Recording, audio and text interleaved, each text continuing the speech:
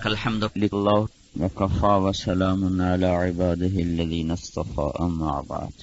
اللہ تعالیٰ نے آپ کو توفیق بخشی ہے، آپ اللہ تعالیٰ کی کتاب کو سیکھنے کے لیے آتی ہیں، اللہ تعالیٰ کے دین کو سیکھنے کے لیے آتی ہیں، تو کچھ تو اس کے آداب ہیں اور کچھ آگے اس کی ذمہ داریاں ہیں۔ آداب تو یہ ہیں کہ ہمیں صاحب کتاب کا پتہ ہو کہ وہ اللہ جس نے اس کتاب کو اتارا ہے وہ کتنی عظمت والی ذات ہے۔ اللہ نور السماوات والارض، کا نور زمین آسمان میں ہے۔ وسع کرسیہ السماوات والارض، اس کی کرسی نے زمین آسمان کو گھیرا ہے۔ احاط بصرہ بجمیع المرئیات، جس کی بصیرت نے ساری کائنات کو گھیرا ہوا ہے۔ وسع سمعہ الاصوات، جس کے سمیع ہونے نے کائنات کے ایک ذرے ذرے کی آہٹ کو بھی گھیرا ہوا ہے۔ پھر جس کی حکومت میں کوئی شریک نہیں بلکہ وہو الذی فی السماء الہ وفی الارض الہ، زمینوں کا بھی وہی بادشاہ ہے، آسمانوں کا بھی وہی بادشاہ ہے۔ پھر اس ساری بادشاہی میں اس کی صفت کیا ہے؟ لا تاخذہ سنہ، وہ اونگتا نہیں، ولا نوم، وہ سوتا نہیں، ولا یعودہ حفظہما، وہ تھکتا نہیں، وما کان ربک نسیا، وہ بھولتا نہیں، لا یضل ربی ولا ینسا، وہ غلط فیصلوں سے پاک ہے، وہ بھول سے پاک ہے۔ لا یعزب عن ربک من مثقال ذرہ، کوئی ذرہ اس سے پوشیدہ نہیں۔ ما کان اللہ لیعجزہ من شیء، کوئی چیز اس کو عاجز نہیں کرتی۔ ولا تحسبن اللہ غافلا، کسی چیز سے وہ غافل نہیں ہے، کسی چیز سے وہ عاجز نہیں ہے، کوئی چیز اس کی طاقت اور قدرت سے باہر نہیں ہے، پکڑنا چاہے کوئی روک نہیں سکتا۔ افامن الذین مکروا السیئات ان یخسف اللہ بہم الارض، تو وہ اللہ جس نے اس کتاب کو اتارا ہے، اس کی عظمت کا دل میں ہونا اس کتاب کی فہم کو پیدا کرتا ہے۔ دوسری بات کیا ہے کہ یہ کتاب جس جگہ اتری ہے اسی جگہ اترے گی تو اس کا نور ہمارے پورے وجود میں پھیلے گا۔ درخت کی جڑ زمین پہ لگتی ہے، درخت کی شاخیں ہری بھری ہوتی ہیں۔ یہ قرآن آیا ہے کہاں پر؟ اللہ تعالیٰ خود فرماتے ہیں نزل بہ الروح الامین، روح امین لائے، کہاں لائے؟ علی قلبک، آپ کے دل پر لائے۔ کیوں لائے؟ لتکون من المنذرین، تاکہ آپ لوگوں کو اللہ تعالیٰ سے ڈرائیں، اللہ تعالیٰ کے پیغام سے خبردار کریں، تو لانے والے کی عظمت، ہیبت، قدرت کا پتہ ہو۔ دوسری بات یہ ہے کہ کہاں اترا اس کی بھی سمجھ ہو، زبان پہ نہیں اترا، دماغ میں نہیں اترا، کانوں میں نہیں اترا، دل پہ اترا ہے۔ دل پہ آ جائے گا، دل میں راسخ ہو جائے گا تو سارے وجود میں اس کا نور پھیل جائے گا۔ امام مالک کا قول ہے لیس العلم بکثرت الروایات، علم تو ایک روایات کا جاننا نہیں، ولیکنہ نور یقذفہ اللہ فی قلب من یشاء، یہ ایک نور ہے جو اللہ تعالیٰ اپنے بندے کے دل میں جس کے بارے میں چاہتا ہے ڈال دیتا ہے۔ اس علم کا مقام، اس کتاب کا مقام کتاب نہیں، اوراق نہیں، بلکہ اس کا مقام دل ہے۔ یقیناً آپ کو بتایا گیا ہوگا کہ صحابہ کے دور میں کتابت نہیں تھی بلکہ دل پہ لکھا جاتا تھا اور وہ دل میں اترا ہوا ہوتا تھا۔ ایک بدو آئے قرآن سیکھنے، آپ نے کسی کے ذمہ لگایا یا خود مجھے اچھی طرح یاد نہیں، غالباً حضرت علی سے فرمایا، انہوں نے اسی وقت وہ اذا زلزلت الارض زلزالہا اتری تھی، آپ نے ان کو وہ یاد کروائی تو وہ کھڑا ہو کے کہنے لگا حسبی لی ذرتان، حسبی لی ذرتان، مجھے 2 ذرے کافی ہو گئے، کافی ہو گئے۔ انہوں نے کہا جی یہ تو یوں کہہ رہا ہے کہ بس مجھے اور نہیں چاہیے، مجھے 2 ذرے کافی ہیں۔ کون سے 2 ذرے؟ کہ ایک رائی کے برابر نیکی ہے تو اجر، رائی کے برابر برائی ہے تو سزا۔ تو آپ نے فرمایا دعوہ فقد فقہ الرجل، چھوڑ دو، فقیہ ہو چکا ہے۔ قرآن پاک کے بارے میں علماء نے لکھا ہے کہ یہ اخوف آیت فی القرآن، قرآن کی سب سے زیادہ ڈرانے والی آیت، فمن یعمل مثقال ذرۃ خیرا یرہ ومن یعمل مثقال ذرۃ شرا یرہ ہے، اور قرآن پاک کی سب سے زیادہ باعث امید دلانے والی آیت یا عبادی الذین اسرفوا علی انفسہم لا تقنطوا من رحمت اللہ ان اللہ یغفر الذنوب جميعا، اور قرآن پاک کی سب سے عظیم آیت اعظم آیت وہ آیت الکرسی ہے. یہ لمبی آیت نہیں، یہ عظیم آیت ہے. لمبی آیت ہے اذا تداینتم بدین الی اجل مسمی، یہ سب سے لمبی آیت ہے، اس کو اعظم آیت کہا گیا. پھر قرآن پاک کی سب سے جو عدل والی آیت ہے، پوری کائنات کے عدل کے قوانین کو سمیٹنے والی آیت ہے، اعدل آیت فی القرآن ان اللہ یأمر بالعدل والاحسان وایتاء ذی القربى وینہی عن الفحشاء والمنکر والبغی یعظکم لعلکم تذکرون. تمام مفسرین فرماتے ہیں پورے دین کو یہ شامل ہے. پھر قرآن کی سب سے شدید ترین آیت ہے جو دوزخ والوں کے بارے میں سب سے شدید ہے، وہ ہے فذوقوا فلن نزیدکم الا عذابا، چکھتے جاؤ اور عذاب میں بڑھتے جاؤ، اب تمہارا عذاب گھٹے گا نہیں. قرآن کی اہل جنت کے لیے سب سے زیادہ خوشخبری سنانے والی آیت ہے قرآن پاک میں اہل جنت کے لیے، وہ ہے ولدینا مزید، کہ میرے بندے اور بندیوں ایک دفعہ لینے کے بعد چھوڑ نہیں دوں گا، مزید آتا رہے گا، ملتا رہے گا، ملتا رہے گا، ملتا رہے گا. قرآن کی عظیم ترین آیت آیت الکرسی کیوں ہے کہ اس میں اللہ کی ذات کا تعارف ہے، اللہ کا نام ضمائر کے ساتھ 17 دفعہ آتا ہے. اللہ لا الہ الا ہو 2 دفعہ، الحی 4، القیوم 5، لا تاخذہ کی ضمیر لا تاخذہ 5 ہو گیا، سنۃ ولا نوم، پھر لہو کی ضمیر لہو ما فی السماوات و ما فی الارض، پھر من ذا الذی یشفع عندہ کی ضمیر، پھر الا باذنہ کی ضمیر، یعلم کی ضمیر، ما بین ایدیہم وما خلفہم ولا یحیطون بشیء من علمہ، یہ علمہ کی ضمیر، الا بما شاء، شاء کی ضمیر، وسع کرسیہ کی ضمیر، السماوات والارض، ولا یؤودہ کی ضمیر، پھر حفظہما، یہ مصدر میں بھی ضمیر ہوتی ہے، لفظ حفظ کی ضمیر، پھر وہوا اس کی ضمیر، پھر العلی العظیم. 17 دفعہ میرے مالک کا نام اس آیت الکرسی میں گھومتا ہے، اس لیے اس کو اعظم آیت فی القرآن کہا گیا ہے. لیکن یہ قرآن کا نور حاصل کرنے کے لیے دل کو صاف کرنا پڑتا ہے، اور دل کی صفائی کے بغیر الفاظ آتے ہیں، حقائق نہیں آتے، اور حقائق اس کے اتنے گہرے ہیں کہ ہوا بحر، یہ وہ بحر ہے کہ لا ساحل لہ، جس کا کوئی ساحل نہیں ہے، اور یہ وہ عظیم الشان چیز ہے. من جعلہ امامہ ساقہ الی الجنہ ومن جعلہ خلفہ ساقہ الی النار، جو اسے آگے رکھے گا اسے جنت میں لے جائے گا، جو اسے پیچھے رکھے گا اسے جہنم میں لے جائے گا. دل پر قرآن کا نور اترے، اس کے لیے 3 نشانیاں ہیں، 3 باتیں ہیں، اور دل قرآن سے خالی ہو اس کی بھی 3 نشانیاں ہیں. عبداللہ بن مسعود فرماتے ہیں اطلب قلبک عند 3 مواطن، 3 جگہ پہ دل تلاش کرو. عند سماع القرآن، قرآن میں تلاش کرو سنتے ہوئے.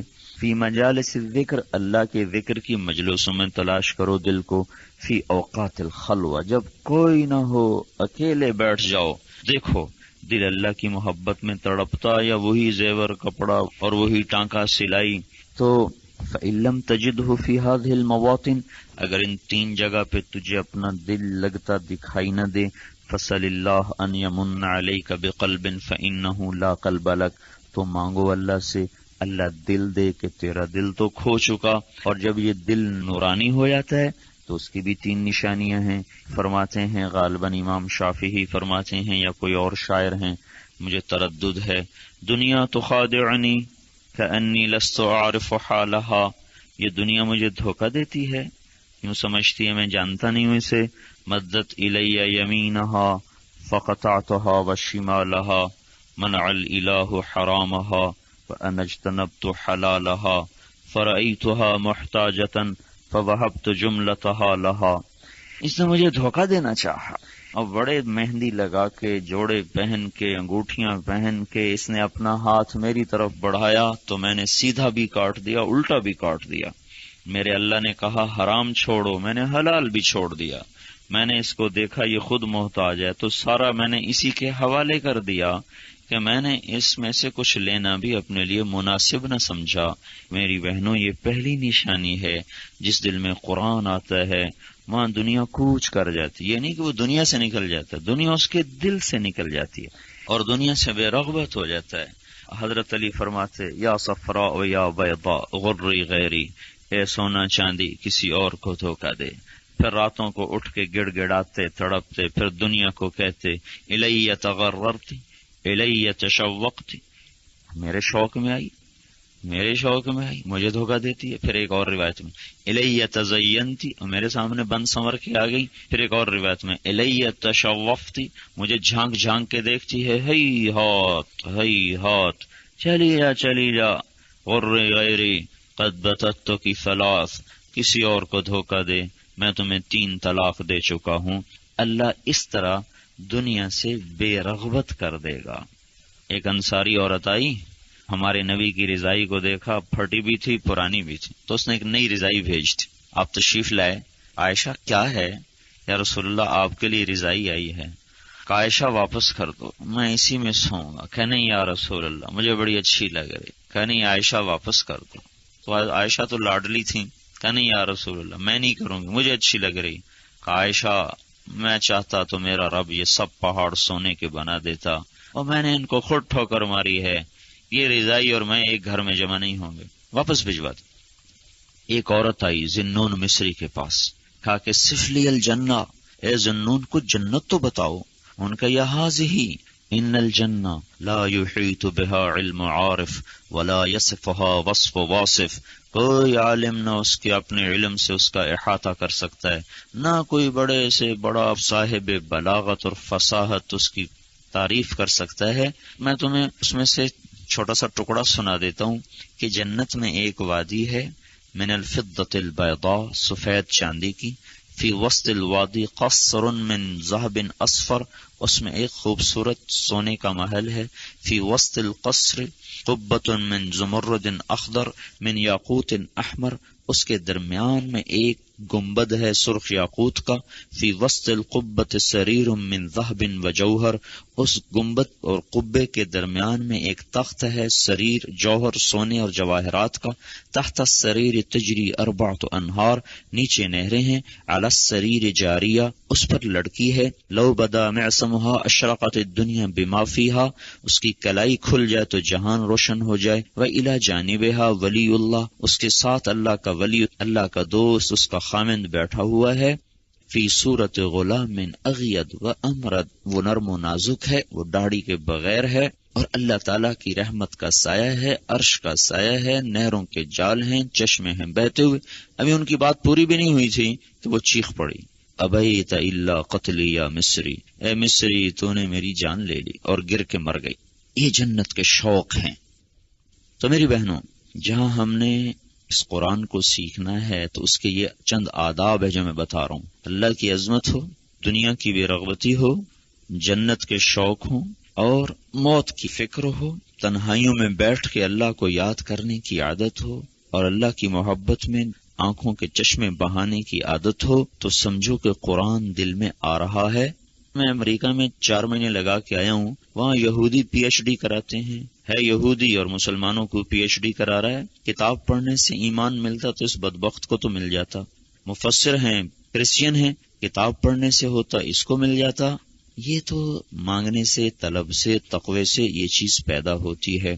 تیسری بات یہ ہے کہ اس کے ساتھ ہمارے اندر رسول پاک صلی اللہ علیہ وسلم کی عظمت ہو، آپ کے طریقوں کی عظمت ہو۔ آپ دیکھیں قرآن میں اللہ نے کسی نبی کی قسم نہیں کھائی سوائے اپنے نبی کے، لعمرک، اے میرے نبی تیری جان کی قسم، انہم لفی سکرتہم یعمہون، یہ قرآن آپ کی جان کی قسم کھاتا ہے۔ بعض اقوال کے مطابق وقیلہ یا رب ان ہؤلاء قوم لا یؤمنون، یہ آپ کے بول کی قسم ہے۔ یاسین والقرآن الحکیم انک لمن المرسلین، یہ آپ کی رسالت پہ قسم ہے۔ نون والقلم وما یسطرون سے انک لعلی خلق عظیم، یہ آپ کے اخلاق پہ قسم ہے۔ والضحی واللیل اذا سجا سے آپ کو تسلی دینے پر قسم ہے۔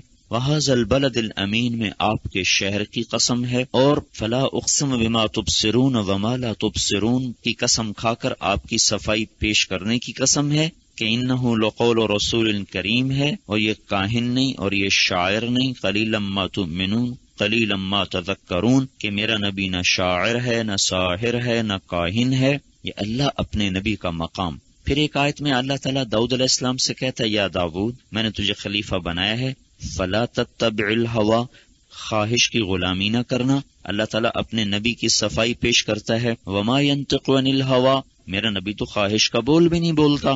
اللہ تبارک و تعالیٰ نبیوں سے بات کرتا ہے تو کہتا ہے یا داؤد یا موسیٰ یا عیسیٰ یا ابراہیم یا نوح یا آدم یا زکریا یا یحییٰ، 8 نبیوں سے بات کی ہے، 8 کے 8 کا نام لیا ہے۔ آپ کے نبی سے جب بھی اللہ نے بات کی ہے تو کبھی نام نہیں لیا، کبھی نام نہیں لیا، ہمیشہ اللہ نے لقب سے، کنیت سے پکارا، یا ایھا النبی یا ایھا الرسول یا ایھا المزمل یا ایھا المدثر۔ اللہ تعالیٰ نے پھر ہمیں بھی منع فرمایا، لا تجعلوا دعاء الرسول بینکم کدعاء بعضکم بعضا، میرے نبی کا نام مت پکارنا۔ پھر کسی نبی کو اللہ نے اتنے نام نہیں دیے جو آپ کو دیے، آپ نے فرمایا ان لی عند اللہ 10 اسماء، میرے رب نے میرے 10 نام رکھیں، انا محمد و احمد و ماحی و حاشر و عاقب و فاتح و خاتم و ابو القاسم و طٰہٰ و یاسین، میں محمد، میں احمد، میں عاقب، میرے بعد کوئی نہیں، میں ماحی، میرے ذریعے سے کفر مٹا، میں حاشر، میرے قدموں سے لوگ اٹھائے جائیں گے، میں فاتح، میں پہلا، سب سے پہلے وجود میں ہے، میں خاتم، میں سب پر مہر لگانے والا، سب سے آخری نبی بن کے آئے، میں ابو القاسم، میں طٰہٰ، میں یاسین۔ یہ اللہ تعالیٰ نے آپ کے نام رکھے ہیں، یہ عزت اللہ تعالیٰ نے آپ کو عطا فرمائی ہے۔ لا تقدموا بین یدی اللہ ورسولہ، کہنا تو چاہتے ہیں کہ میرے نبی کے سامنے مت چلو، اللہ تعالیٰ کہہ رہے ہیں اللہ کے سامنے مت چلو، اللہ کے آگے مت چلو۔ یہ اللہ تعالیٰ اپنے نبی کو مقام دے رہا ہے۔ ہمارے دل میں بھی وہ عظمت بھی ہو، محبت بھی ہو، حیبت بھی ہو، تڑپ بھی ہو، کسک بھی ہو۔ اگر محبت نہ ہوئی تو قرآن لفظی کتاب بن جائے گا، اگر اللہ رسول سے محبت ہو گئی تو ایک ایک لفظ سے ایمان کے چشمے پھوٹیں گے اور علم اور نور کے چشمے پھوٹیں گے۔ حضرت علی کے بارے میں آتا ہے یتفجر العلم من جوانبہ وتنطق الحکمت من نواحیہ یستوحش من الدنیا وزہرتها ویستأنس باللیل وظلمتہ۔ یہ یوں ہو جائے گا، پھر آپ کے ذرے ذرے سے علم پھوٹے گا، چشمے آپ کے ایک ایک بول میں سے اللہ تعالیٰ علم کے دریا نکالے گا، ایک ایک جوڑ میں سے حکمتوں کا نور نکلے گا۔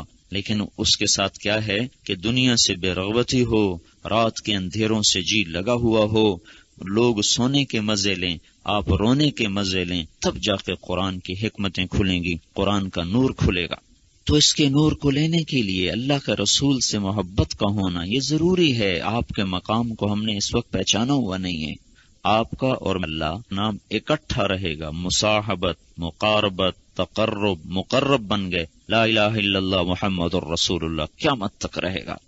پھر میں چند آیات آپ کے سامنے پیش کرتا ہوں کہ اللہ تعالیٰ نے کس طرح اپنے نبی کو اپنے ساتھ رکھا ہے، ایمان میں ساتھ رکھا۔ آمنوا باللہ ورسولہ، تؤمنون باللہ ورسولہ، یؤمنون باللہ ورسولہ، یہ قرآن آ گیا۔ پھر اللہ تعالیٰ نے آپ کو اطاعت میں اپنے ساتھ رکھا، اطیعوا اللہ واطیعوا الرسول یطیعون اللہ ورسولہ۔ پھر معصیت میں بھی اپنے ساتھ رکھا، ومن یعص اللہ ورسولہ۔ پھر کفر میں ساتھ رکھا، ذالک بانہم کفروا باللہ ورسولہ، اعلان جنگ کیا تو اپنے ساتھ رکھا، فأذنوا بحرب من اللہ ورسولہ، بیزاری کا اعلان کیا تو اپنے ساتھ رکھا، براءۃ من اللہ ورسولہ، اذان من اللہ ورسولہ، فأذنوا بحرب من اللہ ورسولہ، من یحادد اللہ ورسولہ، من یشاقق اللہ ورسولہ، واللہ ورسولہ احق ان یرضوہ، استجیبوا للہ وللرسول لا تخونوا اللہ والرسول۔ ان ساری آیات میں اگر آپ غور فرمائیں تو کس طرح اللہ اپنے حبیب کو اپنے ساتھ ساتھ لے کے چل رہا ہے۔ لہذا میری بہنوں، اگر قرآن سے کچھ لینا ہے تو پہلے ان 3 چیزوں کو بھی اپنے اندر بٹھانے کی مشق فرمایا کریں۔ یہ گھنٹے 2 گھنٹے کی بات نہیں، یہ ساری زندگی کی لڑائی ہے، ساری زندگی کی لڑائی ہے۔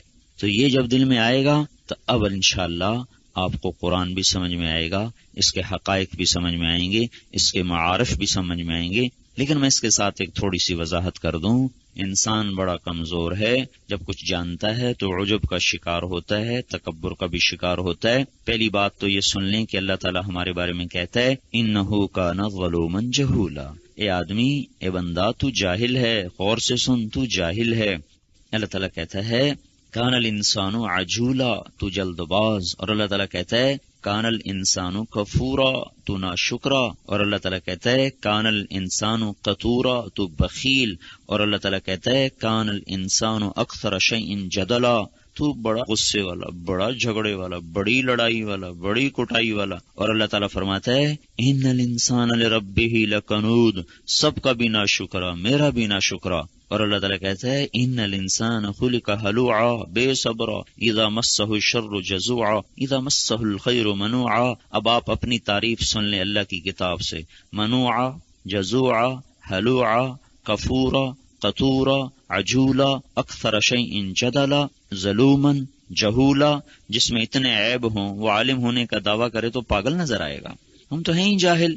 میں آپ کو کیا بتاؤں، بغداد میں مدرسہ نظامیہ تھا جس کے صدر مدرس امام غزالی بھی رہے۔ امت میں سب سے زیادہ تقوی والا، علم والا، قرآن، حدیث، تفسیر، کلام اور منطق و فلسفہ پر جس کی پوری نگاہ ہوتی تھی وہ مدرسہ نظامیہ کا صدر مدرس بنتا تھا۔ تو محمد ابن محمد رحمۃ اللہ علیہ 505 ہجری میں اس کے صدر مدرس بنائے گئے۔ تو وہ چھپ گئے کہ میں تو جاہل ہوں، مجھے تو آتا کچھ نہیں، مجھے کیوں بنا رہے۔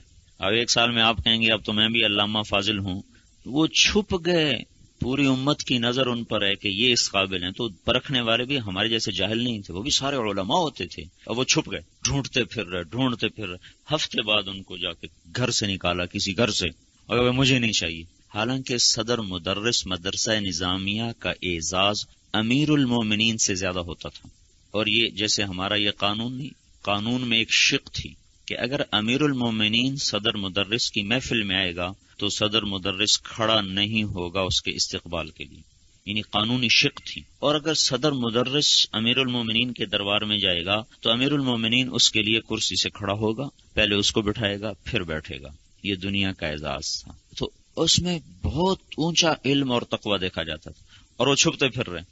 تو ہم تو وہ ہیں چوہے کو پھٹکڑی ملی وہ پنساری بن کے بیٹھ گیا۔ ہماری حالت تو وہ ہے، ہمیں تو عربی بھی نہیں آتی تو علم کہاں سے آئے گا۔ تو انہوں نے شعر پڑھا، جب ان کو بٹھایا گا نا تو انہوں نے شعر پڑھا۔ کیا کہا؟ خلت الدیار فسدت غیر مسود ومن الشقاء تفردی بالسودد۔ دنیا اہل علم سے خالی ہو گئی، میرے جیسے جاہل عالم بن گئے۔ لوگوں کی بدبختی کے لیے کافی ہے کہ میرے جیسے اہل علم کہلانے لگے۔ تو میری بہنوں، ایک سال پڑھ کے اپنے آپ کو عالم نہ سمجھ بیٹھنا۔ اور پھر دوسری بات یہ ہے کہ کسی بھی علم کو سمجھنے کے لیے اور اس کی گہرائی تک پہنچنے کے لیے کسی نے بھی ترجمے سے رسوخ حاصل نہیں کیا، ہمیشہ اس زبان کی گہرائیوں کو اتر کے سمجھا، پھر اس کی تہ تک پہنچا۔ الفاظ بھی اگر سمجھنے ہوں تو ہمیں عربیت کے اندر ڈوبنا پڑے گا، اور ہم تو صرف ترجمہ پڑھتے ہیں تو کہیں شیطان ہمیں دھوکہ نہ دے جائے کہ ہم بھی جاننے والی ہیں، ہمیں بھی پتہ ہے۔ ہمیں تو اب 27 سال ہو گئے اس راستے میں دھکے کھاتے ہوئے۔ اللہ کی قسم کہ انسان کی جہالت زیادہ ہے اور اس کا علم تھوڑا ہے۔ یوں کہ کہیں یہ ڈاکٹر صاحب ہیں اور یہ ڈین صاحب ہیں، کیا مطلب کو ساری حدیث پڑھ لی، ساری تفسیر پڑھ لی؟ نہیں، مجھ سے زیادہ جانتے ہیں، ان سے زیادہ جانتے ہیں، لیکن وہ خود جاہل زیادہ ہیں، عالم تھوڑے ہیں۔ یہ جو بہت بڑا سائنٹسٹ ہے، اس کا یہ مطلب نہیں کہ ساری سائنس پڑھ گئے، اس کا مطلب یہ ہے کہ اوروں سے کچھ زیادہ جانتا ہے، ورنہ یہ جاہل زیادہ ہے اور عالم تھوڑا ہے۔ تو ہم ایک سال پڑھ کے کیسے علامہ بن جائیں گے؟ دیکھو صحابہ عرب تھے، اور جب تک اللہ کے نبی نے رہبری نہیں فرمائی تو کئی موقعوں پہ خیط الابیض اور خیط الاسود کو دھاگے رکھ کے بیٹھ گئے، عربی دھاگے رکھ کے بیٹھ گئے کہ جب یہ دھاگا سفید نظر آئے گا تو میں روزہ چھوڑ دوں گا۔ تو اللہ کے نبی نے سمجھا بھائی یہ خیط نہیں ہے، وہ خیط ہے، طلوع کا خیط اللہ تعالیٰ بتا رہا ہے۔ تو عربیت میں رہنا پڑے گا۔ امام شافعی نے 17 برس حذیل کے قبیلے میں گزارے عربیت میں مہارت حاصل کرنے کے لیے، 17 برس، کہ قرآن کیا کہتا ہے میں اس کو سمجھ سکوں۔ ہم تو ترجمے پڑھتے ہیں، ترجمے سے تو کوئی کتاب حقائق تک نہیں لے جاتی۔ ایک مثال دیتا ہوں، بشیرم و نذیرہ، نذیر کا ہر ترجمہ لکھنے والا ترجمہ کرے گا ڈرانے والا، یہی مطلب ہے ڈرانے والا۔ ڈرانے والا ترجمہ نہیں ہے، نذیر اس ڈرانے والے کو کہتے ہیں جو محبت اور شفقت سے بھرا ہوا ہو، ایک تھانے دار ڈراتا ہے، اس کو نذیر نہیں کہتے. ایک ماں ڈراتی ہے، بیٹا یہ کرے گا نا تو یہ نقصان ہو جائے گا، یہ کرے گا نا تو یہ نقصان ہوگا، اس کو نذیر کہتے ہیں. لیکن عربی اتنی وسیع زبان ہے کہ اس پورے مفہوم کو لفظ نذیر میں شامل ہے. اردو میں اتنی وسعت نہیں. وہ ڈرانے والا جس کے ڈرانے میں محبت و شفقت و شامل ہو، تب جا کے یہ نذیر کا ترجمہ بنے گا. پھر ایک اور مثال دیتا ہوں. خلیل کا ترجمہ بھی دوست لکھا ہو، حبیب کا ترجمہ بھی کریں گے تو دوست، یا زیادہ چہیتا کہہ دیں گے تو چہیتا بھی حبیب کی وضاحت نہیں کرتا. نہ خلیل نہ دوست خلیل کی وضاحت کرتا ہے. خلیل کے بارے میں ابن کثیر رحمۃ اللہ نے لکھا ہے، خلیل اس کو کہتے ہیں جو اللہ کی بندگی کرے کچھ صلے کی امید پر، اور حبیب اس ہستی کو کہتے ہیں جو اللہ کی بندگی کرے صرف زیارت کی امید پر. الخلیل الذي يعبد ربه ومعه انتظار العطاء، والحبیب الذي يعبد ربه ومعه انتظار اللقاء. یہ فرق ہے خلیل اور حبیب میں. تو قرآن کی وسعت اتنی ہے کہ ہم اس کو ترجمے سے نہیں سمجھ سکتے. ہاں یہ اللہ کا شکر ہے کہ بھئی ہمیں اتنا تو پتہ چل جائے گا کہ اللہ یہ کہہ رہا ہے، یہ کہہ رہا ہے، یہ چاہتا ہے، یہ چاہتا ہے، بس اتنا پتہ چل جائے گا. لیکن اپنے آپ کو عالم نہ سمجھیں. قرآن کا کچھ حصہ ایسا ہے جو مواعظ ہیں، عبر ہیں، حکم ہیں. سیدھی سادی بات ہے، اس کی گہرائیاں تو اہل علم جانیں گے. لیکن بھئی یہ جنت کی بات ہو رہی، یہ جہنم کی بات ہو رہی، یہ حلال کی بات ہو رہی، یہ حرام کی بات ہو رہی. لیکن قرآن اپنے حقائق کے ساتھ ہمارے دل پہ اترے، اس کے لیے پہلی شرط تقوی ہے، دوسری شرط عربیت سے واقفیت ہے. کیونکہ عرب سے زیادہ تو عربی کو جاننے والا کوئی نہیں تھا، لیکن وہ ان میں سے بھی کئی کفر کی حالت میں مر گئے. لہذا تقوی ہے. اب دیکھ میں سناتا ہوں. جبیر ابن مطعم کے بیٹے قید میں تھے، تو وہ گئے بیٹے کو چھڑانے کے لیے. تو مغرب کی نماز میں پہنچے تو آپ سورہ طور پڑھ رہے تھے. جب آپ اس آیت پر پہنچے نا، ام خلقوا من غیر شیء ام هم الخالقون ام خلقوا السماوات والارض بل لا یوقنون ام عندهم خزائن ربک ام هم المسیطرون. کہتے ہیں یہ آیات سن کر میرے دل کے ٹکڑے ٹکڑے ہو گئے. اس کا ترجمہ کیا ہے؟ خود بخود بنے ہو یا اپنے آپ کو بنایا ہے؟ اللہ کے خزانوں کے مالک ہو یا زمین آسمان کو تم نے بنایا ہے؟ یہ تو اس کا ترجمہ ہے. اس ترجمے میں کوئی ہمیں نظر نہیں آتا جو دل کو توڑ دے. اس کی عربی میں کوئی ایسا حسن ہے جس نے دل کو کاٹ کے رکھ دیا. پھر اور بتاؤں، دن میں سارا عرب مخالفت کرتے تھے آپ کی، اور رات کو چھپ چھپ کے آپ کا قرآن سنتے تھے. کون؟ ابو جہل، کون؟ ابو سفیان، کون؟ اخنس بن شریک حذیلی، چھپ چھپ کے سن رہے. ایک دن کٹھے ہو گئے، وہ کہا تیرا بیڑا غرق ہو جائے. سارا دن مخالفت کی، اب اس کی کتاب سننے آ گئے. قسم کھاؤ نہیں آؤ گے. انہوں نے کہا واللہ لا ناتی. تینوں نے قسمیں کھا لی. رات جو ہوئی نا، پھر اس کے اندر ہی اندر ابال اٹھا. ابو سفیان کہنے لگا انہوں نے تو قسم کھائی ہے وہ تو کوئی نہیں آئیں گے، اور پہنچ گیا. ابو جہل کا انہوں نے تو قسم کھائی وہ تو نہیں آئیں گے، وہ بھی پہنچ گیا. ادھر اخنس ابن شریک نے کہا انہوں نے تو قسم کھائی وہ تو نہیں آئیں گے. تینوں پھر کٹھے ہو گئے. حضرت عمر جیسا آدمی، حضرت عمر پردے کے پیچھے چھپ کے قرآن سنتے تھے. بیت اللہ کے پردے کے پیچھے چھپ جاتے اور آپ کا قرآن سن. اب پہلا جو آپ پر لگا نا تیر، آپ نفلوں میں قرآن پڑھ رہے ہیں.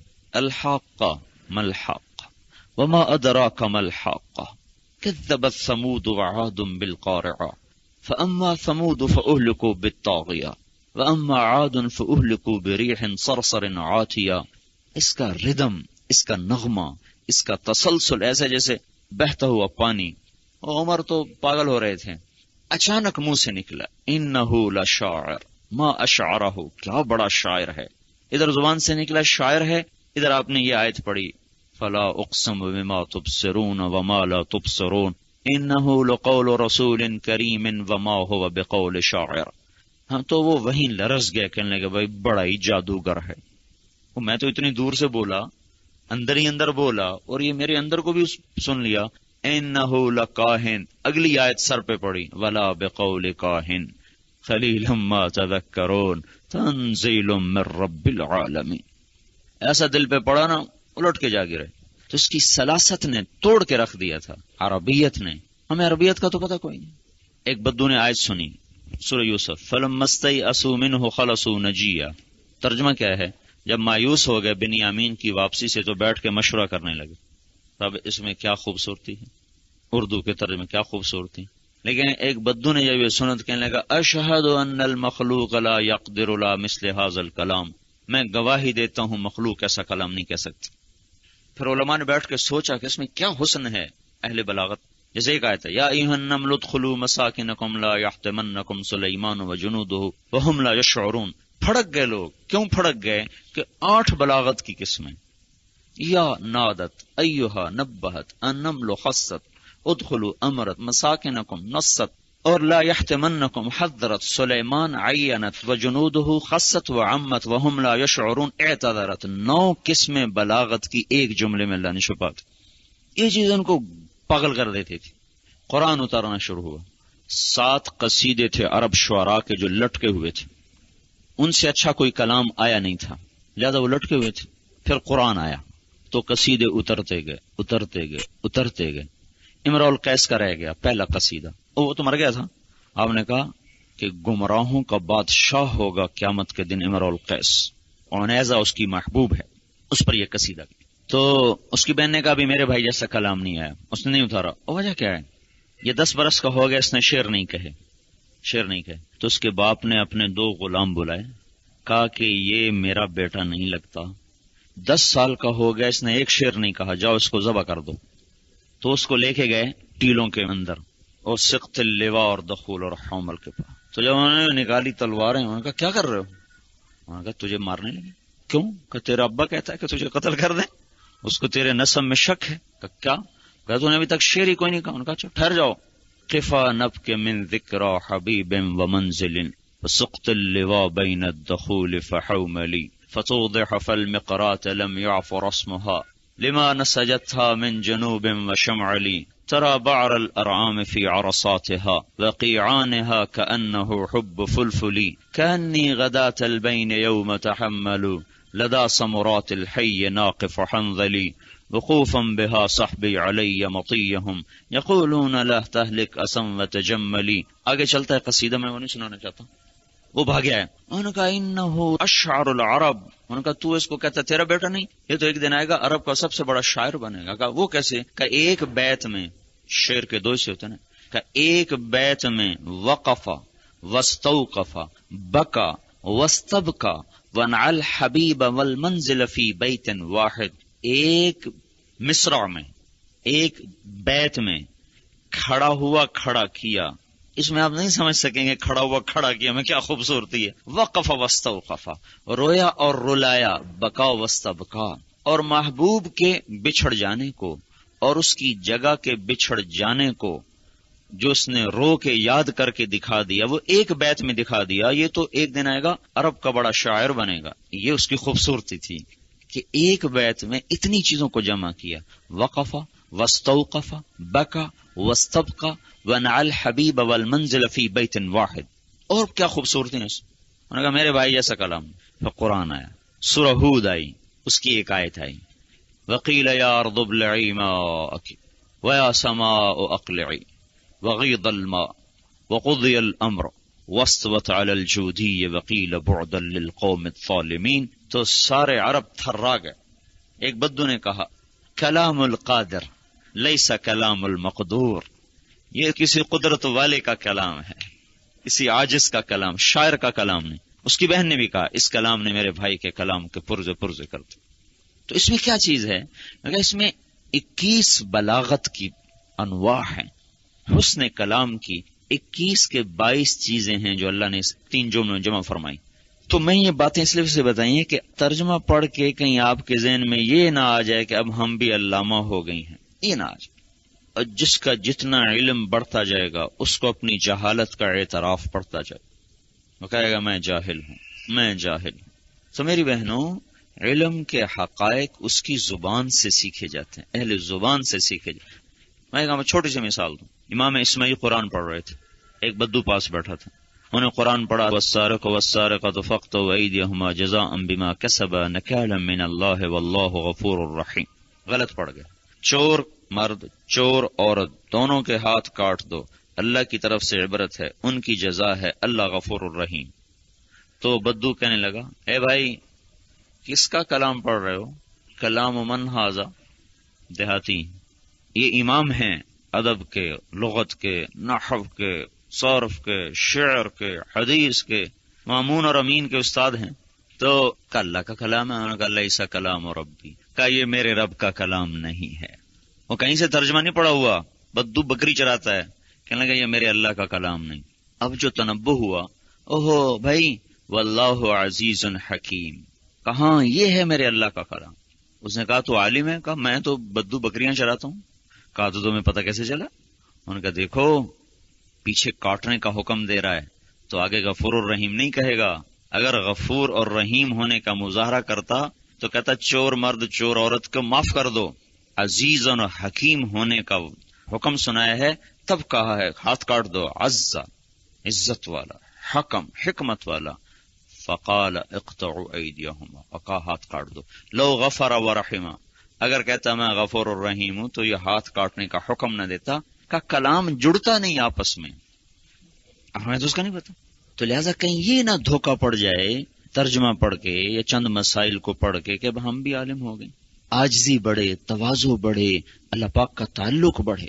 پھر اگلی بات جو عرض کرنی ہے، قرآن آیا کیوں آیا؟ نزل بہ الروح الامین علی قلبک، آپ کے دل پر آیا، لتکون من المنذرین، کہ آپ نے اس کے ذریعے سے اوروں کو اللہ کا پیغام پہنچانا، سنانا، ڈرانا ہے۔ عمل میں ہو، عمل میں ہو، اور آگے پہنچانا ہو، یہ قرآن ہی کا حق ہے۔ قرآن کے 3 حق ہیں، اس کو سمجھا جائے، اس پہ عمل کیا جائے، اس کو آگے پہنچایا اور پھیلایا جائے، یہ اس کے 3 حق ہیں جو اللہ تعالیٰ نے ہمارے اوپر رکھے ہیں۔ وَكَذَلِكَ أَوْحَيْنَا إِلَيْكَ قُرْآنًا عَرَبِيًّا، میں نے آپ پہ قرآن اتارا ہے عربی، کیوں؟ لِتُنذِرَ أُمَّ الْقُرَىٰ، تاکہ آپ ان کو ڈرائیں، مکہ ومن حولها، سارے جہان کو ڈرائیں۔ پھر آپ تشریف لا رہے ہیں، کیوں تشریف لا رہے ہیں؟ إِنَّكَ لَمِنَ الْمُرْسَلِينَ عَلَىٰ صِرَاطٍ مُّسْتَقِيمٍ تنزیل العزیز الرحیم، یہ میرا کلام آ رہا ہے، کیوں؟ لِتُنذِرَ قَوْمًا مَّا أُنذِرَ آبَاؤُهُمْ، آپ اس قرآن سے ان کو ڈرائیں جن کے پاس کبھی کوئی آیا نہیں۔ اور کیا کہہ رہے ہیں؟ الف لام میم تنزیل الکتاب لا ریب فیہ من رب العالمین ام یقولون افتراه بل هو الحق من ربک لتنذر قوما ما اتاهم من قبلک من نذیر۔ سبحان اللہ۔ الف لام میم تنزیل الکتاب، اللہ کی کتاب، لا ریب فی، کوئی شک نہیں، من رب العالمین، اللہ کے رب کی طرف، کہتے ہیں نہیں، جھوٹ ہے نہیں، بل هو الحق، یہ حق ہے تیرے رب کی طرف سے۔ کیوں ہے؟ لتنذر، تاکہ آپ ان کو ڈرائیں، تاکہ آپ ان کو، میں نے پہلے نذیر کا ترجمہ کر دیا ہے کہ شفقت اور محبت سے اللہ کی آنے والی جو ترتیب ہے جنت اور جہنم کی، اعمال کی جزا اور سزا کی، اس کو بتانے والا۔ تو میری بہنوں، یہ تبلیغ کا کام ہو رہا ہے، نہ یہ تو کوئی جماعت ہے، نہ یہ کوئی تحریک ہے، بلکہ یہ عملی طور پر دین کو سیکھنے کی محنت ہے، اور جس میں مردوں کو بھی ہم کہتے ہیں نکلیں، عورتوں کو بھی سارے شرعی قیود، حدود، ضوابط کے ساتھ کہتے ہیں نکلا جائے۔ جیسے یہاں بچیاں پردے میں آتی ہیں، پردے میں جاتی ہیں، ایسی جب ہم جماعتوں میں جاتے ہیں تو مستورات بھی پردے میں ہوتی ہیں۔ یہاں تو اگر کوئی سوال جواب ہوگا تو مرد سے سوال بھی ہوتا ہوگا، جواب بھی ہوتا ہوگا، لیکن جب جماعت میں عورتیں جاتی ہیں تو مردوں سے کوئی سوال نہیں، کوئی جواب نہیں، صرف مرد کی بات جاتی ہے، عورت کی بات باہر نہیں آتی۔ پھر اپنے محرم کے ساتھ جاتی ہے، پھر گھروں میں پردے کے ساتھ رہتی ہیں، تاکہ وہ ایک عمل کی فضا میں رہیں، اور اس عمل کی فضا سے جو آدمی سیکھتا ہے وہ سننے سے اتنا نہیں سیکھتا جتنا عمل کی فضا سے سیکھتا ہے۔ مثلا آپ نے کلمہ زہد پڑھا، اللہ کی قسم سمجھ میں نہیں آئے گا، زاہد کے پاس چند گھڑی گزار دو، سارا زہد سمجھ میں آ جائے گا۔ آپ نے تقوی پڑھا، سمجھ میں نہیں آئے گا، متقی کے پاس چند گھڑیاں گزار دو، تقوی سمجھ میں آ جائے گا۔ آپ نے احسان کو پڑھا، احسان سمجھ میں نہیں آئے گا، محسن کے پاس بیٹھ جاؤ، احسان سمجھ میں آئے گا۔ آپ نے عفو و درگزر کو پڑھا تو سمجھ میں نہیں آئے گا، کسی درگزر کرنے والے صاحب اخلاق کے پاس بیٹھ جاؤ، عمل سے سمجھ میں آ جائے گا۔ آپ نے خشوع پڑھا، 18واں پارہ، قد افلح المؤمنون الذین هم فی صلاتهم خاشعون۔ سبحان، کیسے اپڑھ تو لیا، ترجمہ بھی کر دیا، لیکن خشوع کسی خاشع کو دیکھ کے سمجھ میں آئے گا۔ میں جب کالج میں پڑھتا تھا، تبلیغ والے ہمارے پاس آتے تھے، نہ ان کی ہم بات سنتے تھے، بلکہ اللہ تعالیٰ ہی گناہ معاف کرتا ہے، میں تو ان کو دھکے دے کے کمرے سے نکال دیتا تھا۔ میرے اوپر جو سب سے پہلا اثر ہوا تبلیغ کا، وہ لڑکا جس کو میں نے کمرے سے دھکا دے کے نکالا تھا، اللہ کی تقدیر، میں ہاسٹل میں ایک دوسرے کمرے میں بیٹھا تھا، وہ وہاں گشت کرتے ہوئے آ گیا، اس کمرے کے لڑکے تیار ہو گئے، وہ سارے میرے دوست ہیں، ہم پیچھے اسکول میں بھی اکٹھے تھے، پھر کالج میں بھی اکٹھے تھے، وہ سارے تیار ہو گئے، میں نہیں گیا، وہ کہنے لگا تو بھی تو چل، میں نے کہا میں نہیں جاتا، چونکہ کچھ چند دن پہلے میں نے اس کو کمرے سے نکالا تھا، تو اس لیے وہ میری طبیعت ایسی خراب سی تھی، میں نے کہا میں نہیں جاتا، ہر وقت تنگ کرتے رہتے، انہوں نے کہا نہیں تم آؤ تو صحیح، انہوں نے میرا یوں ہاتھ پکڑا اور مجھے کھینچ کے لے گیا، تو اسی رسا کشی میں ہماری دیر ہو گئی، وہ پہلے چلے گئے تو وہ سنت شروع ہو چکی، تو جب میں مسجد میں داخل ہوا تو وہ لڑکا جو ہمارے گشت کرتا تھا اور میں اس کو نکالتے، وہ نماز پڑھ رہا تھا، اس کی نماز کے خشوع کو دیکھ کر ایک دفعہ میں لرز گیا، کس پر لرزا؟ کمرے سے نکالنے پر، اس کی بات کبھی سننے کا ارادہ ہی نہیں ہوتا تھا، کبھی اثر نہیں ہوا، لیکن اس کی نماز نے وہ لمبے چوڑے بیان مجھے سمجھا دیے جو شاید 10 برس کی باتیں سن کر بھی مجھے سمجھ میں نہ آتے، صرف اس کی نماز کے خشوع نے۔ تو صحابہ اور سلف جو سیکھتے تھے وہ کتاب سے نہیں سیکھتے تھے، عمل سے سیکھتے تھے۔ ابو حمید ساعدی اپنے شاگردوں کو نماز سکھانا چاہتے ہیں، ہم کیا کریں گے؟ ہم کتاب الصلاۃ کھولیں گے، کتاب الصلاۃ کھولیں گے، یہ حدیث یہ حدیث یہ حدیث یہ حدیث۔ انہوں نے ایسے نہیں کیا، انہوں نے کہا میں تمہیں بتاؤں میرے نبی کی نماز کیسی تھی، اللہ اکبر، پھر پوری نماز پڑھ کے دکھا دی، کہا یہ ہے میرے نبی کی نماز۔ حضرت عثمان نے وضو سکھانا چاہا تو ہم کتاب الطہارت کھولیں گے، یہ وضو یہ امام مالک کا یہ کہاں یہ فرض، امام شافعی کے یہ فرض، ابو حنیفہ کے یہ فرض، ہم تو ایسے ہی پڑھیں گے۔ حضرت عثمان نے کہا پانی لاؤ، پانی آ گیا، وضو فرمایا، وضو کیا، کہ یہ ہے میرے نبی کا وضو۔ حضرت علی نے پانی پینے کا طریقہ سمجھانا چاہا تو آپ نے پانی منگوایا، پانی پیا، کہا یہ ہے میرے نبی کے پانی پینے کا طریقہ۔ عمل سے سیکھتے تھے۔ تو ہم جو تبلیغ میں جا رہے ہیں تو ہم ایک عملی زندگی کو سیکھنے کی دعوت دے رہے ہیں کہ جو ہم پڑھتے ہیں وہ عمل میں بھی آ جائے اور آگے بھی پہنچ جائے، اوروں کو بھی نفع ہو جائے، چونکہ ہمارے نبی آخری نبی ہیں، آپ کے بعد کوئی نبی نہیں، تو آپ کا پیغام اوروں تک بھی پہنچ جائے، اس کے ذمہ دار ہمارے مرد بھی ہیں اور ہماری عورتیں بھی ہیں، ان قیود و حدود کے ساتھ۔ اللہ تعالیٰ نے عورت کی تو آواز کا بھی پردہ رکھا، بلکہ ایک اور بات میں عرض کروں، پورے قرآن میں کسی عورت کا نام نہیں آیا سوائے حضرت مریم کی۔ پورا قرآن میں نے دیکھا، ایک عورت کا نام نہیں سوائے حضرت مریم کی، اور وہ بھی نام اس لیے آیا کہ لوگوں نے ان کے بیٹے کو اللہ کا بیٹا بنا دیا، تو اللہ تعالیٰ نے وضاحت فرمائی ذالک عیسی ابن مریم، یہ مریم کا بیٹا ہے۔ اگر حضرت مریم کے بیٹے پر یہ الزام نہ لگتا تو اللہ ان کا تذکرہ بھی نہ کرتا، نام چھپا دی۔ امرأۃ العزیز بری عورت ہے، تاریخی نام ہے، کوئی تحقیقی نہیں، چلو فرض کرو زلیخا ہے یا کوئی اور ہوگا تو اللہ کہہ دیتا زلیخا نے کہا، اور آسیہ کیا نام تو محقق ہے، مصدق ہے، تو اللہ کہتا وضرب اللہ مثلا للذین آمنوا آسیہ، اور میں تمہیں آسیہ کی کہانی سناؤں، اللہ نے کہا امرأۃ فرعون، اور آگے حضرت مریم کا نام لیا۔ پھر لوط علیہ السلام اور نوح علیہ السلام کی بیویوں کے کوئی نام تو ہوں گے، وضرب اللہ مثلا للذین کفروا امرأۃ نوح وامرأۃ لوط، لوط کی بیوی، نوح کی بیوی، فاقبلت امرأتہ ابراہیم علیہ السلام کی بیوی۔ مریم کی ماں کا نام نہیں لیا، مریم کی ماں کا نام نہیں لیا، مریم کا نام لیا۔ وَإِذْ قَالَتِ امرأۃ عمران، عمران کی بیوی نے جب کہا، تو ایک جگہ مجھے اس کا جواب مل گیا ایک تفسیر میں کہ اللہ تعالیٰ نے عورت کے نام کا بھی پردہ رکھا، تو چہرے کا پردہ تو زیادہ ضروری ہو گیا، وجود کا پردہ تو زیادہ ضروری ہو گیا۔ اللہ نے تو عورت کے نام کو بھی پردے میں رکھا ہے، آواز کو پردے میں رکھا ہے۔ وَلَا تَخْضَعْنَ بِالْقَوْلِ، نرمی سے بات مت کرنا۔ یہ کس کو کہا جا رہا ہے؟ نبیوں کی بیویوں کو۔ اور بات چیت ان کی کن سے ہوتی ہے؟ جن کے تقدس کی اللہ گواہی دیتا ہے، وَكَرَّهَ إِلَيْكُمُ الْكُفْرَ وَالْفُسُوقَ وَالْعِصْيَانَ، میں نے تمہارے اندر سے کفر اور نافرمانی کو نکال دیا۔ زَيَّنَهُ فِي قُلُوبِكُمْ، ایمان کو اندر ڈال دیا، کفر کو نکال دیا، پھر بھی کہا ان سے بات کرو، سختی سے بات کرو۔ فَيَطْمَعَ الَّذِي فِي قَلْبِهِ مَرَضٌ، کہیں جس کے دل میں کوئی کھوٹ ہو تو کہیں اس کو شہ نہ مل جائے۔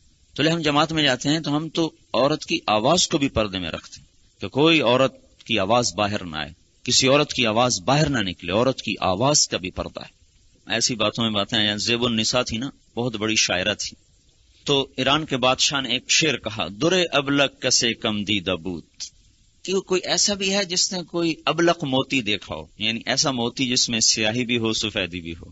تو اس نے سارے شاعر بلائے، کہا اس پہ شعر کہو، کوئی بھی نہ کہہ سکا۔ تو چلتے چلتے بات پہنچ گئی ہندوستان میں، یہ اورنگزیب کی بہن تھی، تو اس نے کہا ولے اشک بتان سرما آلود، ولے اشک بتان سرما آلود۔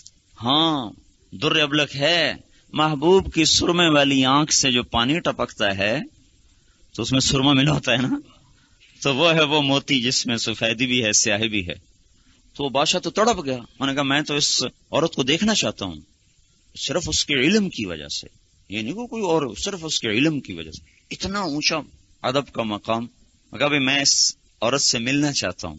تو انہوں نے شعر لکھا، در سخن من مخفی منم چون بوئے گل در برگ گل، ہر آنکھ دیدن میل دارد در سخن بیند مرا۔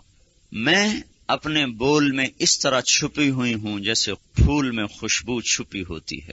پھول تو نظر آتا ہے، کبھی خوشبو بھی نظر آئی؟ در سخن من مخفی منم، میں اپنے کلام میں چھپی ہوئی ہوں، چون بوئے گل در برگ گل، جیسے پھول کی پنکھڑی میں خوشبو ہے ایسے میں اس میں ہوں۔ ہر آنکھ دیدن میل دار، جو مجھے دیکھنا چاہتا ہے در سخن بیند مرا، میرا کلام پڑھ لے، اس سے آگے کی اللہ نے اجازت نہیں دی۔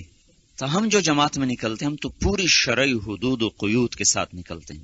اور ہم نے اپنے گھر میں دیکھا، میں تبلیغ میں لگا، میرا تعلق ایک زمیندار گھرانے سے، پھر اللہ نے کالج سے نکالا، 3 دن کے لیے نکلا، پھر 4 مہینے ہو گئے، پھر میڈیکل چھوڑ دیا۔ اس زمانے میں میڈیکل کو بت سمجھا جاتا تھا، اور سارے علاقے کے زمینداروں نے میرے والد سے آ کے تعزیت کی جیسے میں مر گیا ہوں کہ میاں صاحب بڑے افسوس کی بات، اس تبلیغ کا تو کوئی نام نہیں جانتا، کہ یہ مولویوں نے تیرے پتر نو خراب کر دے، برباد کر دے۔ اور سارے رشتہ دار کٹھے ہو جائیں، تو بھوکا مرے گا، تو کہاں سے کھائے گا، مولوی تو دال روٹی کھاتے ہیں، تو بھی دال روٹی کھائے۔ ان پاگلوں کو حالانکہ یہ پتا ہے کہ اللہ پاک کا تو دیا ہوا سب کچھ پہلے سے موجود ہے، تجھے کوئی جوتی پہ نہیں لکھے گا، تو ذلیل ہو جائے گا، تو یہ ہو جائے گا، پر اللہ نے اس تبلیغ کی برکت سے علم کا شوق دل میں ڈالا، مگر سب ہو جائے گا پھر بھی یہ ہو کے رہے گا۔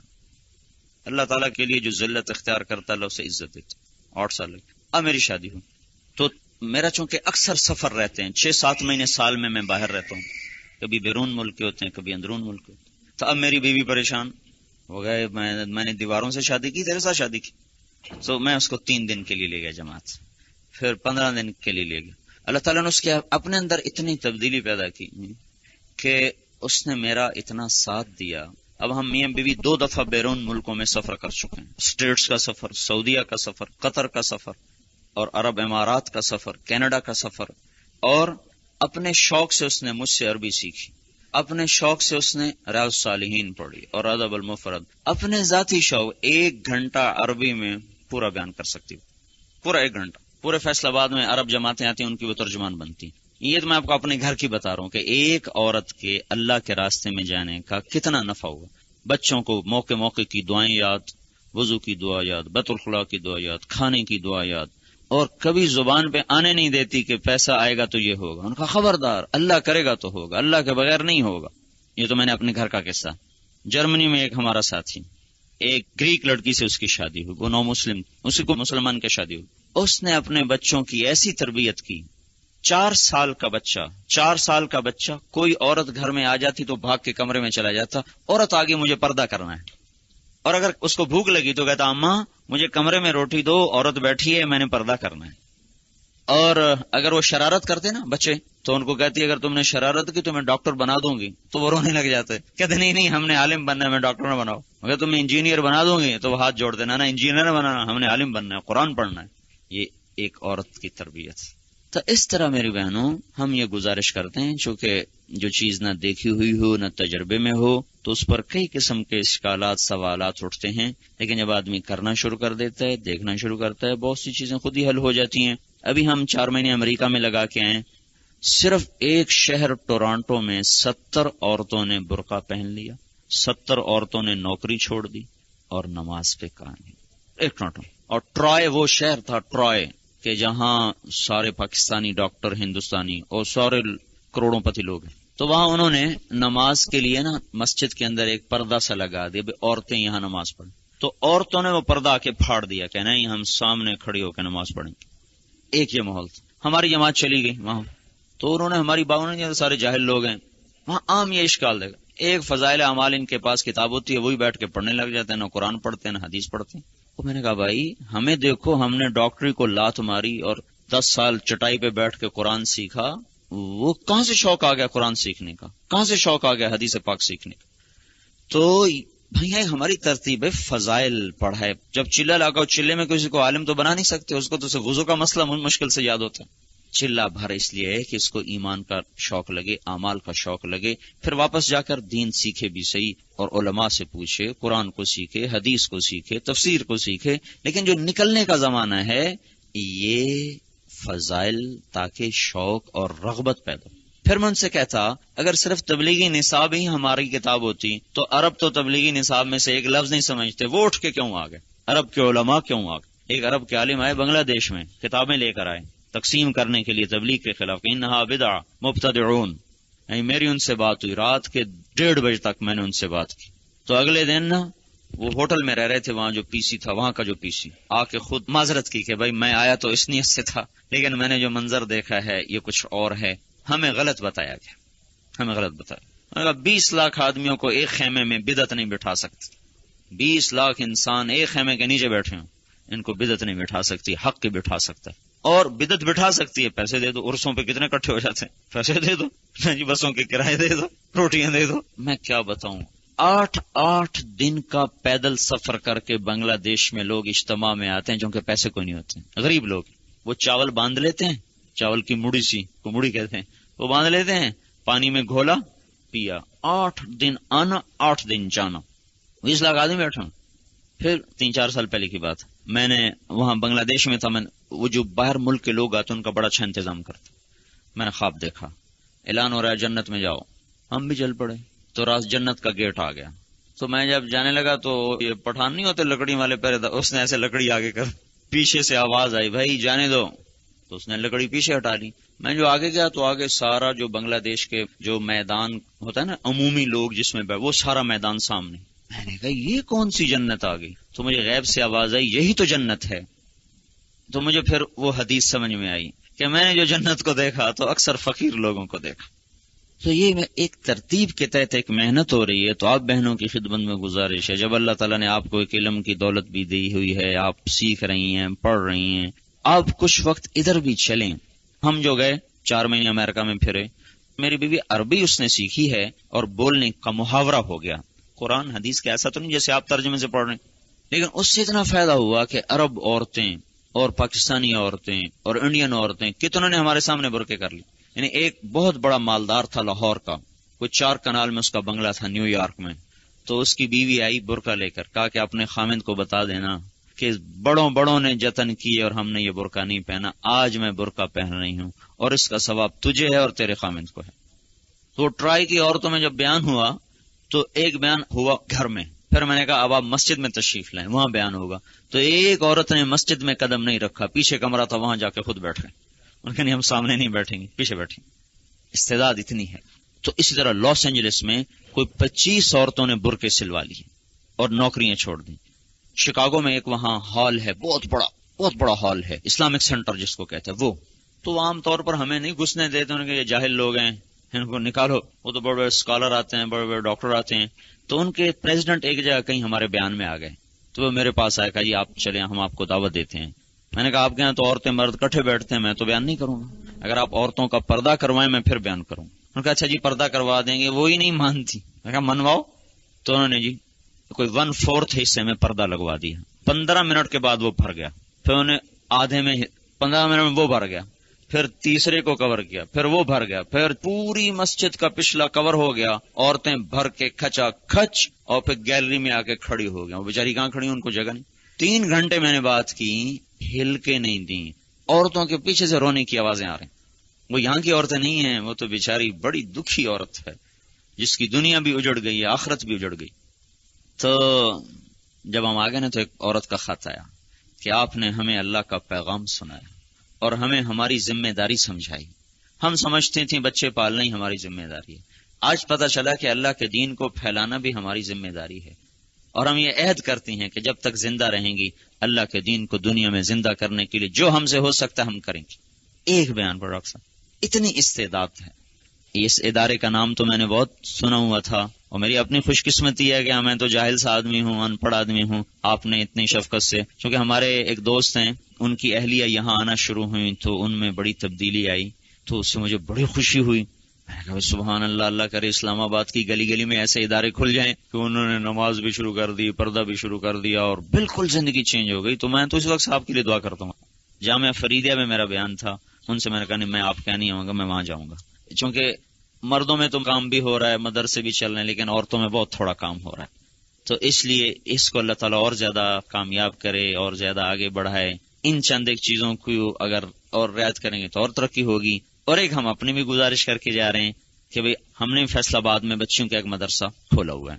150-200 بچی ہمارے یہاں. ہمارا نصاب 4 سال کا ہے، اور ہم اس میں جو میڈیا ہے وہ اردو میڈیم نہیں، عربی ہے. یعنی ہم عربی میں پڑھانے کی کوشش کرتے ہیں تاکہ ہماری بچیاں جو ہے نا عربی بولنے لگ جائیں. انگریزی بولنے والی تو بچیاں بے شمار ہیں، عربی بولنے والی کوئی نہیں. تو وہاں ہم نے بڑی محنت کر کے بڑے مشکل حالات میں کام شروع کیا. پھر اللہ تعالیٰ نے ایک آدمی کے دل میں ڈال دیا، اس نے ایسا ہی ایک بہت بڑا گھر ہمیں دے دیا ہے. تو اس میں جو بچیاں پڑھ رہی ہیں، تو میں اللہ کے فضل و کرم سے مشکات شریف جو میں نے ان کا امتحان لیا، تو مدرسے کے طالب علم میں وہ استعداد نہیں جو ان بچیوں میں استعداد تھی.